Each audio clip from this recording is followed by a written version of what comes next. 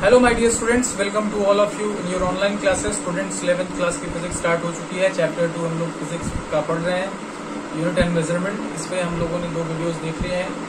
आज का जो वीडियो है वो तीसरा वीडियो है। तो जो बच्चे अब एडमिशन्स ले रहे हैं और पहली बार वीडियोस को देख रहे हैं, उनसे मेरा कहना है कि आप पहले चैप्टर और साथ ही साथ इधर की भी वीडियोस जरूर देखें, ठीक है। तो अगर आप वीडियो देख लेंगे बच्चे तो आपको अच्छा लगेगा, सारी बातें समझ में आएंगी। अदरवाइज आप डायरेक्ट कोई बीच से वीडियो देखेंगे तो आपको समझ में नहीं आएगा, फिर आपको लगेगा अरे वाह सर जी कितना घटिया पढ़ाता है। इसलिए आपको क्या होना पड़ेगा, हर एक स्टेप को समझते हुए आगे आना पड़ेगा, ठीक है। तो चलिए चलते हैं। लास्ट वीडियो में हम लोगों ने बात की थी यूनिट सिस्टम के बारे में और MKS, CGS, FPS और SI सिस्टम की बात की। और SI सिस्टम में हम लोगों ने जाना कि 7 फंडामेंटल क्वांटिटीज और 2 सप्लीमेंट्री क्वांटिटीज कंसीडर की गई। इन सब के बारे में डिस्कशन किया। अब थोड़ी थोड़ी बातें देखिए, बहुत डिटेल स्टडी हम आपको इस समय यहाँ नहीं करा पाएंगे हर एक क्वांटिटी के बारे में, क्योंकि ये सिर्फ आपको इंट्रोडक्शन है। बाकी सारी क्वांटिटीज आप चैप्टर बाय चैप्टर पढ़ते चलेंगे। तो ठीक है, थोड़ी थोड़ी बात हम लोग कर लेते हैं कि कौन सी चीज कैसे है और क्या क्या होता है, कैसे मेजर किया जाता है, ठीक है। तो बच्चे सबसे पहले हमारा जो हम लोगों ने लिखा था वो लिखा था डिस्टेंस। तो जरा देखते हैं।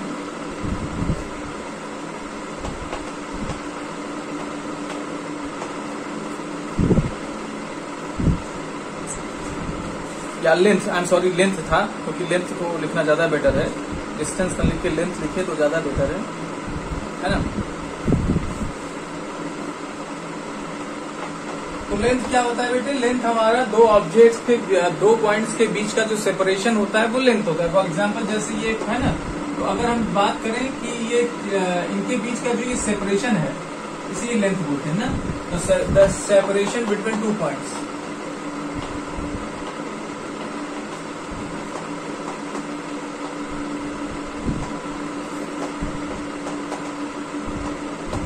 कॉल्ड लेंथ, ठीक है। लेंथ का SI unit of length is metre, ठीक है। अब 1 मीटर कितना होता है इसको कैसे समझेंगे, ये बड़ा जरूरी चीज है, क्योंकि इस पे बड़ा डिबेट होता है कि 1 मीटर किसे कहेंगे। भाई आप कहोगे सर जी 1 मीटर मेरा हाथ के बराबर जो लेंथ है वो 1 मीटर है। कोई कहेगा नहीं सर जी ये मेरा हाथ जो है वो 1 मीटर को शो करता है। तो सबके लिए इक्वल हो ऐसा कुछ 1 मीटर डिफाइन किया जाए, है ना। तो कैसे करेंगे? तो सबसे बेटर है लाइट, और ऐसा रहे जो टाइम बाय टाइम खत्म भी ना हो। जैसे फॉर एग्जांपल जैसे मैंने इस चौक को 1 मीटर बोला, अब ये बाय द वे ये किसी तरीके से चौक टूट गया और आप आए या मैं आया तो फिर से प्रॉब्लम हुई कि नहीं ये 1 मीटर नहीं है। कुछ ऐसा करें कि ताकि हमेशा 1 मीटर जैसा रहे। कुछ भी अगर खत्म भी हो जाए तो हम इसको फिर से डिराइव करा सकें। तो सबसे बढ़िया एग्जांपल है स्पीड ऑफ लाइट का इस्तेमाल करके, ठीक है। तो लाइट हम लोग जानते हैं बेटे कि लाइट की स्पीड बहुत ज्यादा होती है, और हमारे पास क्या होता है, एक फॉर्मूला है, distance is equal to speed into time, है कि नहीं, स्पीड इंटू टाइम। अब हम क्या कर लें, हमें क्या निकालना है, हमें निकालना है डिस्टेंस। और डिस्टेंस को हम लोग कितना लेना चाह रहे हैं बेटे? 1 मीटर लेना चाह रहे हैं। स्पीड इंटू टाइम, सही है, हाँ सही है, ठीक है। तो हम क्या जानते हैं कि 1 सेकेंड में लाइट कितना डिस्टेंस ट्रेवल करता है बेटे? 3 into 10 to the power 8 metre, है ना। 1 सेकेंड में लाइट कितना ट्रेवल करता है? 3 into 10 to the power 8 metre.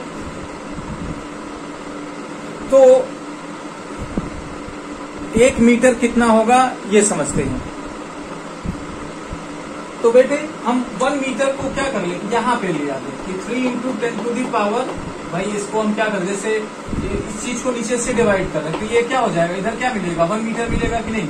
भाई अगर आप बताओ कि 5 मैंगोस 10 रुपीज के हैं, तो 1 मैंगो के लिए क्या करना पड़ता है, 5/10/5 करना पड़ता है ना। तो अगर 1 सेकेंड में इतना मीटर चलता है तो 1 मीटर चलने में कितना सेकेंड लगेगा? 1/3/8। बेटे एक्चुअल ये वैल्यू नहीं होता, थोड़ा सा प्रिसाइज बहुत एग्जैक्ट डेटा लेना पड़ेगा, और वो डेटा होता है 1/299, बड़ा लंबा सा नंबर है, 299,792 and 4 5 feet, यानी 1 सेकेंड के इतने हिस्से में, 1 सेकेंड को इतना हिस्सा कर दिया जाए तो एक हिस्से में जो दूरी चलेगी हमारी सनलाइट या लाइट, वो एक्चुअली कितना चलेगी, 1 मीटर। ठीक है, यानी स्पीड ऑफ लाइट का इस्तेमाल करके 1 मीटर डिफाइन किया जा सकता है। 1 मीटर कितना होगा बेटे, 1 मीटर होगा, it is distance travelled by light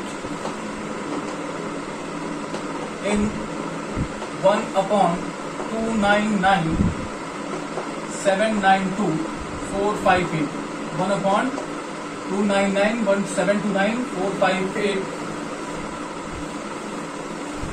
second in vacuum. तो वैक्यूम में लाइट इतने सेकेंड में जो दूरी चलेगी, ये बहुत कम समय है, इतने कम समय में जो दूरी चलेगी वो दूरी क्या होगी, 1 मीटर होगी।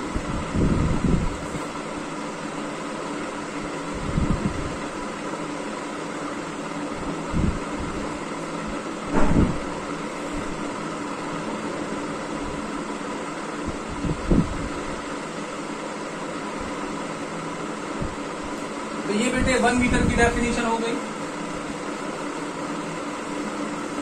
ऐसे ही हम बारी बारी से थोड़ा थोड़ा सबको जान लेंगे, क्योंकि अब 1 मीटर तो तब भी समझ में आ गया, बाकी डेफिनेशंस तो बहुत मुश्किल से समझ में आने वाली हैं।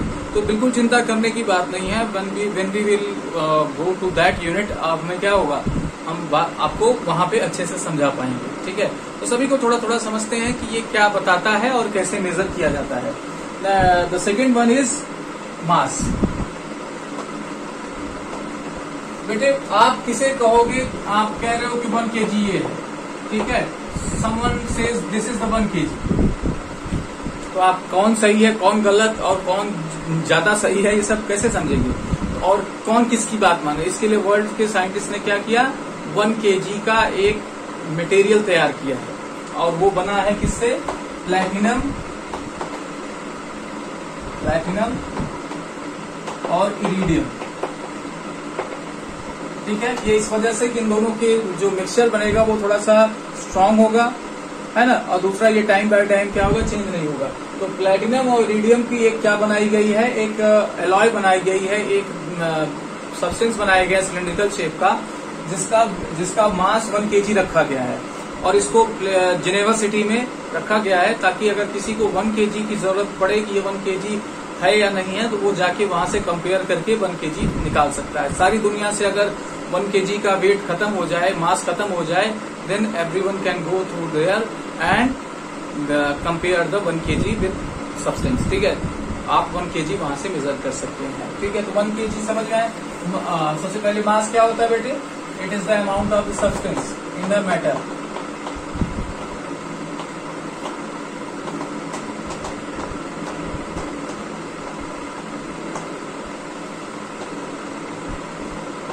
तो किसी ऑब्जेक्ट में जो मैटर की यानी सब्सटेंस की मात्रा होती है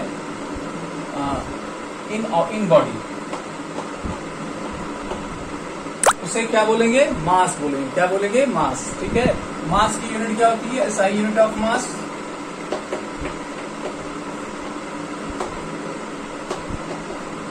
केजी। 1 kg क्या होता है बेटे, 1 kg की डेफिनेशन, 1 kg की डेफिनेशन आप लिखेंगे कि 1 kilogram is defined as the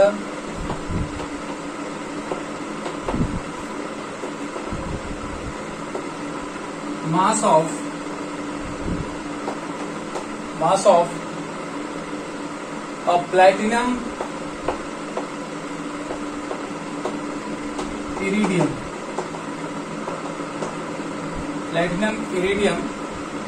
cylinder kept मतलब रखा गया है in national bureau of weights.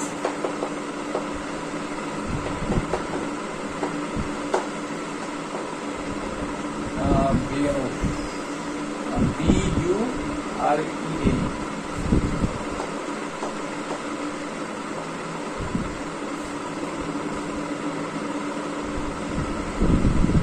ठीक है, bureau of weights. Units and measurement.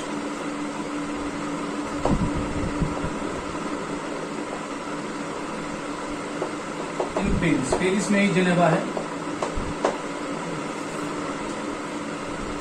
इसको आप यहां से भी चाहे नोट्स बना सकते हैं माय डियर स्टूडेंट्स, चाहे आपको मैं नोट्स 2 या 3 दिन का एक साथ दूंगा, आप वहां से भी नोट्स बना सकते हैं। नोट्स जरूर बनाइए, प्रॉपर कॉपी बना लीजिए, 1 बाय 1 डे। ये मत करिए कि आज नहीं कल लिखेंगे, कल नहीं परसों। आपको ऐसा लगेगा 4-5 दिन बाद ढेर सारा मटेरियल हो जाएगा तो आपको भारी पड़ने लगेगा कि कैसे करें। तो ये बात हो गई किसकी, मास की। लेंथ मास हो गया। Next one is time.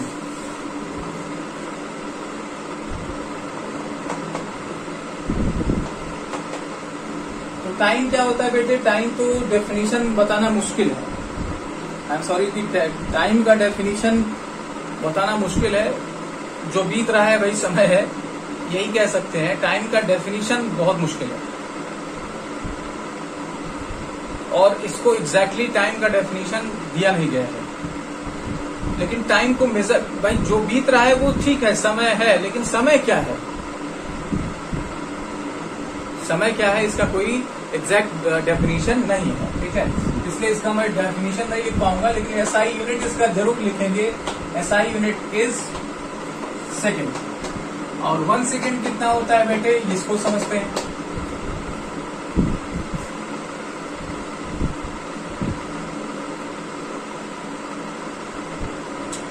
तो सीजियम क्लॉक, सीजियम एटम होता है, सीजियम मटेरियल होता है, उसका एक एटम अगर देखिए तो वो क्या करता है, वाइब्रेट करता है। वाइब्रेट समझते हैं, वाइब्रेशन। जैसे हम ये क्या कर रहे हैं, ये एक इसको फिक्स करके इसको वाइब्रेट करा रहे हैं। ठीक है, ये वाइब्रेट कर रहा है। तो सीजियम का एटम वाइब्रेट करता है, तो उसके वाइब्रेशन, कितने वाइब्रेशन देख लेते हैं। 9, ये वैल्यू मुझे याद नहीं रहती, इस वजह से मैंने लिख के रखा है। 9192।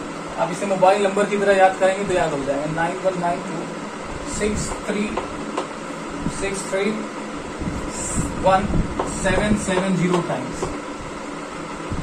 तो सब देख रहे हैं ना, वाइब्रेशन समझ रहे हैं ना, वाइब्रेशन। आप इसको वाइब्रेशन बोल सकते हैं।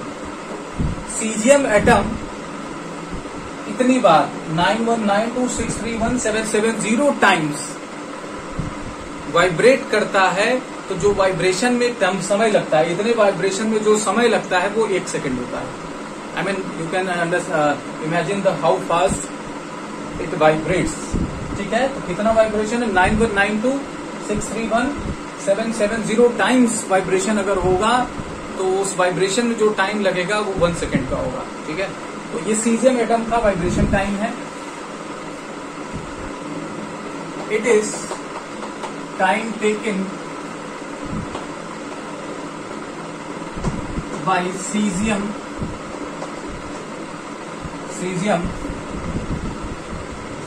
133। cesium के 2 या 3 ऐसे पाए जाते हैं isotopes. It is time taken by the cesium 133 atom to vibrate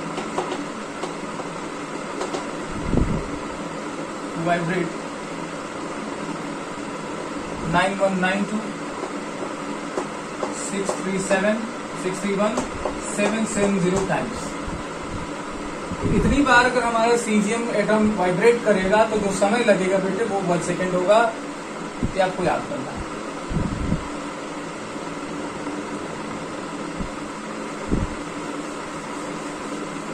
next one is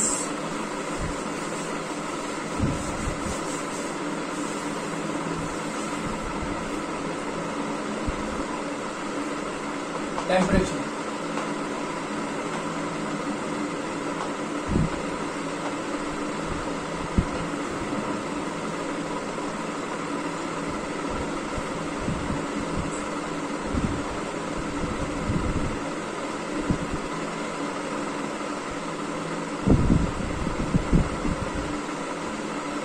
temperature क्या होता है बेटे,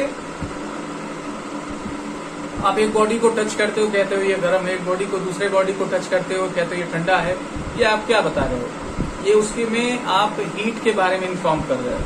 लेकिन कौन सा बॉडी कितना गर्म कितना ठंडा है ये एग्जैक्ट वैल्यू निकालना हो तो एक्चुअली आप क्या मेजर करेंगे, टेम्परेचर। तो टेम्परेचर क्या बताता है कि कोई बॉडी कितना गर्म या कितना ठंडा है, या दूसरे शब्दों में बोले it tells about the degree of hotness और कोल्डनेस ऑफ ऑब्जेक्ट। ठीक है, इट टेल्स द डिग्री ठीक है, मैं यहां लिखता हूं क्योंकि वहां बहुत लिखा है, डिग्री ऑफ हॉटनेस और कौन सा बॉडी कितना ठंडा है या कितना कोल्डनेस ऑफ एन ऑब्जेक्ट।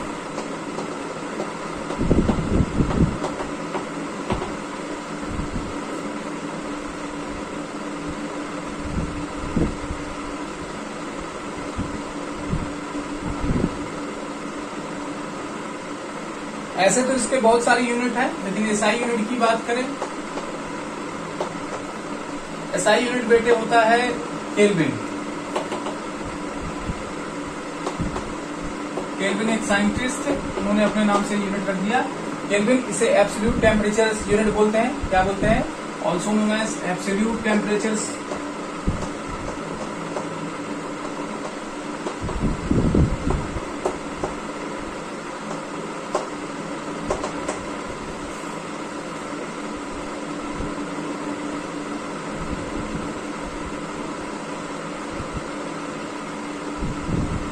ठीक है, तो 1 केल्विन कैसे अचीव करेंगे बेटे? 1 केल्विन अचीव करने के लिए वाटर का ट्रिपल पॉइंट लेते हैं। ट्रिपल पॉइंट क्या होता है? वाटर का एक ऐसा टेम्परेचर जिसपे वो आइस भी हो सकता है, वाटर भी हो सकता है, और साथ ही साथ आपका वेपर वेग के फॉर्म में एग्जिस्ट कर सकता है। तो वाटर का ट्रिपल पॉइंट क्या होता है? ऐसा टेम्परेचर जिसमें वाटर गैस, लिक्विड और सॉलिड के फॉर्म में पाया जाता है, उसे ट्रिपल पॉइंट बोलते हैं। ठीक है, तो ट्रिपल पॉइंट पर ले जाके हम 1 केल्विन को अचीव कर सकते हैं। देखिए,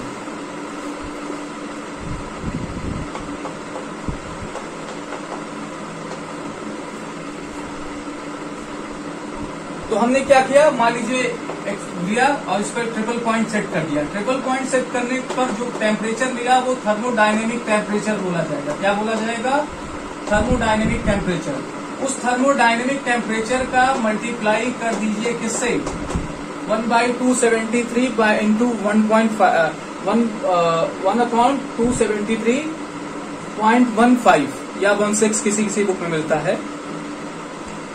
मल्टीप्लाई कर दीजिए इस थर्मोडायनेमिक टेम्परेचर का, तो जो वैल्यू मिलेगी वो क्या हो जाएगी? 1 केल्विन हो जाएगी। ठीक है, तो लिख लेते हैं।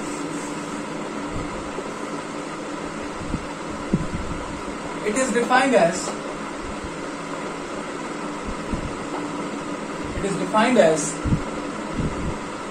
द ऐसे लिखिए 1 फ्रैक्शन ऑफ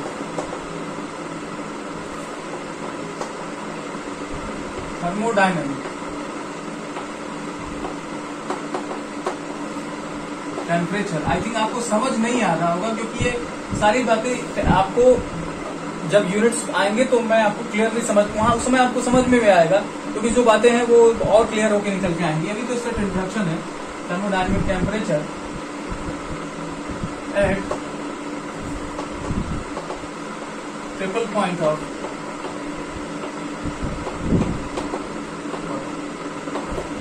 नोट करके लिख लीजिए कि ट्रिपल पॉइंट ऑफ वाटर क्या है।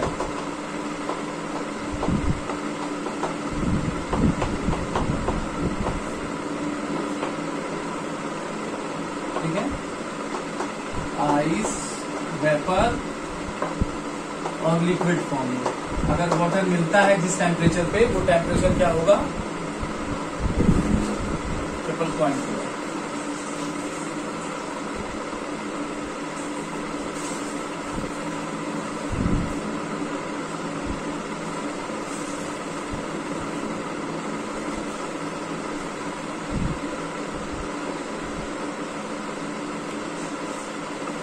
ये चार यूनिट्स के बारे में आज हम लोगों ने बात की। बच रहा है ल्यूमिनस इंटेंसिटी, इलेक्ट्रिक करंट और अमाउंट ऑफ सब्सटेंस 3 बच रहे हैं। इसको नेक्स्ट वीडियो में समझेंगे बेटे। हालांकि ये समझ में नहीं आ रहा है, ये हम भी समझ रहे हैं, क्योंकि ये सारी चीजें जैसे लेंथ आपको समझ में आ गया, मास भी कुछ हद तक समझ में आ गया, लेकिन आपका टाइम से थोड़ा बहुत हिला दिमाग और टेम्परेचर में जाते जाते बिल्कुल हिल गया। तो ये क्या करेंगे हम लोग, जब यूनिट्स पढ़ेंगे तो उस समय ये क्लियरली समझ में आएगा, खासकर ये केल्विन आपको समझ में आएगा। वहां पे थर्मोडायनेमिक टेम्परेचर है क्या है ये भी नहीं पता। तो ये सिर्फ अभी इंट्रोडक्शन है बेटे, इस वजह से इसको आप लाइटली लीजिए, बिल्कुल टेंशन मत लीजिए। जो बता रहा हूँ उसको लिख लीजिए, फिर जब हम इस यूनिट में पहुंचेंगे तो बहुत डिटेल स्टडी मैं आपको कराऊंगा और आप बिल्कुल समझेंगे बेटे। ठीक है बच्चे, तो अब आप क्या करें, पढ़ाई करें। जो बच्चे नए हैं वो क्या करें, चैनल पे या इस ऐप पे पहले इसकी जो वीडियोस हैं 11th क्लास के उसे जरूर देखें, तब आपका जाकर कॉन्सेप्ट क्लियर होगा। ठीक है, तो चलो आज के लिए इतना ही। Thank you very much.